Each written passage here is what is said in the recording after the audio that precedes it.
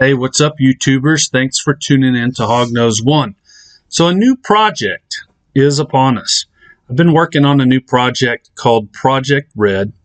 And some of you may say, what in the world is Project Red? How does Project Red differ from other bloodlines of red? Well, what Project Red is a combination of 6 different red lineages.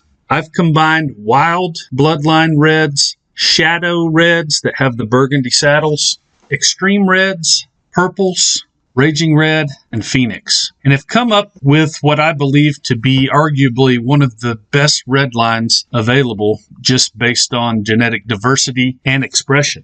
The spectrums that are included in this, some of them produce saturation. If you hear me use the term saturation, I always refer to it as the background coloration, because lots of different lines in captivity currently have head pattern, have blotch color and saturation there. But I think what we haven't seen in the hobby in a long time is a lot of background coloration. So there's 2 spectrums to the Project Red, and one I call orange spectrum, and that's a pumpkin orange color, especially concentrated around the head pattern, moving backwards down the body and in between the blotches or the saddles. That's orange spectrum. So 3 of those lines complement one another very well in the orange spectrum, and that's the shadows, the wild type, at least the bloodline that I use that's from the Lubbock, Texas area here, and the third one is the purple line. They all 3 complement one another very well.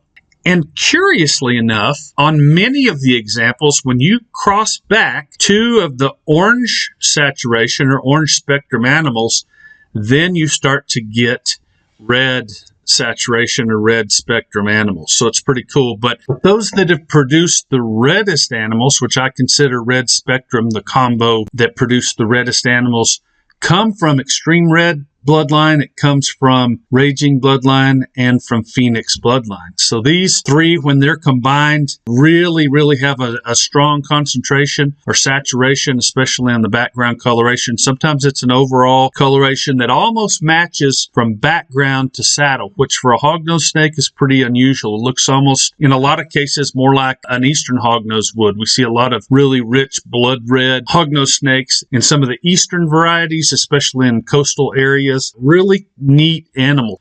As of 2023, I had only crossed those into Arctics, but it's really cool because a lot of the Arctics are complementary. They do sometimes orange out, but I've had Arctics that do have some nice dark orange or almost a red coloration. Having the black borders and white on there really makes for an interesting combination. Some of the Super Arctics we've had have a pink coloration like they've done historically when they were crossed into reds, but I believe I'll see some more concentration by some of the other bloodlines that we're mixing and those that are from more of a darker red spectrum lineage.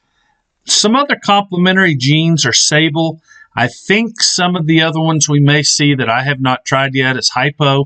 I want to cross these guys into some of the oxide projects that I'm working. I think kind of the sky is the limit for what's to come on those. So more pictures, these animals are growing, and as with a lot of red lineages, the red just continues to concentrate and express deeper and deeper as that animal gets larger. So please keep an eye out for updates, and we will catch you on the flip side.